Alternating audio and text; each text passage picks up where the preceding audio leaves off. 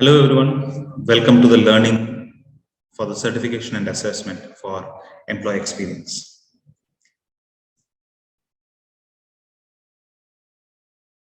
So let's discuss about employee experience. And for this, I start with the concept employees are customers of the workplace.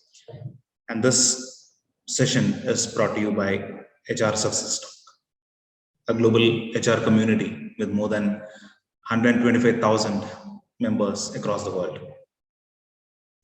So while speaking about employee experience and its impact on business priorities, it is very pertinent to understand what are the business priorities.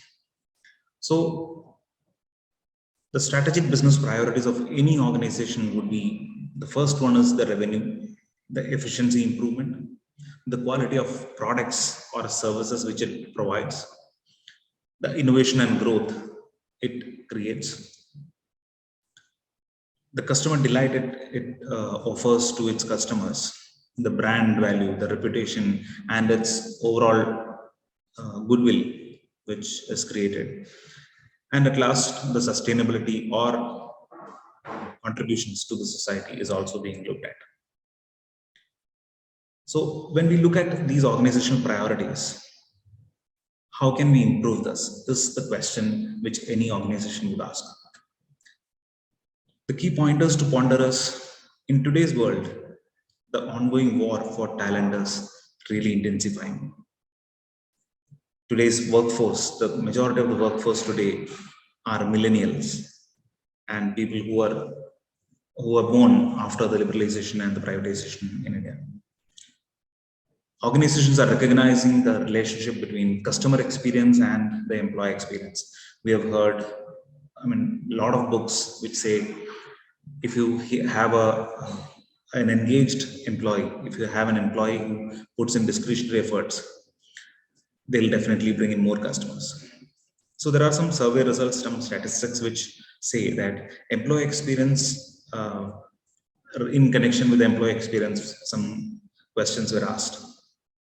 So 80% of the organizations say that employee experience is extremely important or important. And 22% of your organizations mentioned that their organizations are not really good at building a great employee experience. So they say that they need more capabilities to work on employee experience. So the question comes here is, what is employee experience? So employee experience, or abbreviated as EX, is a journey which an employee takes with an organization. So whatever transactions the employee does in his or her life cycle, the experiences that evolve in the employee's role, the interactions with this person and his peers, his colleagues, his superiors, subordinates, and overall the work culture and his or her well-being is also being looked at. The sum of employees' perception of their experiences working within an organization is called the employee experience. So there are three spheres which encompasses the employee experience. The first one is the physical sphere, which says the interactions the employee has with their tangible environment, with the organization, with the establishment with which they work. The second one is the work sphere. So even if the work is extremely, even if the organization is extremely good, if the employee's work is not connecting with that person, then he loses that connect. So the work sphere is also very important. The third one is the social sphere, which says what are the interactions, what are the transactions this employee has with his or her peers, colleagues, and friends within the workplace. So this is the total of employee experience. So employee experience is not a new subject. This has evolved from something which is already there. So we have heard people say, okay, let me utilize this employee. No employee should be kept idle. So that was a concept decades before. Organizations wanted people to work 100%, put in your 8 hours of work. So that is when the time office or the punch in punch out times were focused in a much uh, concentrated way. Then came the productivity thing, and in the last 10 years, any organization, every organization was looking at engagement, employee engagement as a factor.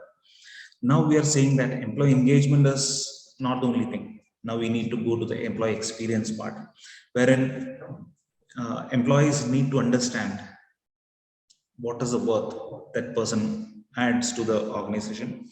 Also, why I should uh, work for this organization, why I should contribute to this organization, which says that what is the reason for the employees being in that organization. So employee experience creates a sense of purpose and belongingness at work. Let me discuss with you some of the pillars of employee experience: the meaningful work, the work sphere; the hands-on management, where the interactions with the management, the expectation setting and things like that are discussed; the productive environment, the physical circle, the physical sphere, where the positive work environment is there, no toxic culture, things like that; growth opportunity, what is the contract which this person has with the organization, with the job, with the role of that person; the trust in leadership is another area which increases the employee experience. Of late, with this pandemic coming and influencing our lives in a very big manner, health and well-being is also a massive pillar of employee experience. With this, the employee experience model in any organization is being founded by this direction, this model, which says that finding the right talent is one way which supports organization, where if the right talent comes in, it's not about only my role, it's about even my it's not only about my role, it's about other roles also which are around me, where right talent is coming in. Timely hiring decisions, work, the meaningfulness of work, the belongingness at work is there. So growth mindset is also being looked at. Culture is always a very important tenet of employee experience model. The entire model is based on the technology interface, how much technology is evolving in this organization, how much maturity the technology adoption has created within the organization is also helping give the employee a better experience. So employee experiences, in other words, this is more of a discretionary effort which an employee gives to the organization. So if you look at the graph, there is a line which is in the red color, and just below that you can see that there is a minimum requirement which is there, and the red line is called the have to do curve. This is which is expected from an employee, and employee experience gives the organization an advantage above this have to do curve, which says employees put in an extra discretionary effort so that the organizational objectives are being addressed or are being achieved. There are three contracts of employee experience. One is the transactional contract, second one is the psychological contract, and the third one is the brand contract. Transactional contract is more about the work an employee is doing, how much he or she is liking the work, how much they can connect with the actual transactions or job. The psychological contract is more about the interactions with which the employee works within the organization, the interactions with peers, with managers, and even with each of the employee life cycles as well. The brand contract is more with the organization on a larger scale, where the organization's, say, societal impact, or the organization's value systems are being looked at. So these are the three contracts of employee experience, which helps employees attain the better experience. There are three lenses of employee experience wherein the organization looks at employee experience in a different manner, the employee looks at EX in a different way, and the organization leadership also has a different view on it. Organization gets a better sales, improved market share, a better brand visibility, lesser turnover in terms of attrition, higher turnover in terms of revenues, lower cost, better efficiencies, and things like that. For an employee, what does employee experience mean? It means better rewards, better engagement, a good culture to work with, work-life balance, and a peaceful life. So this is what an employee gets from the employee experience part.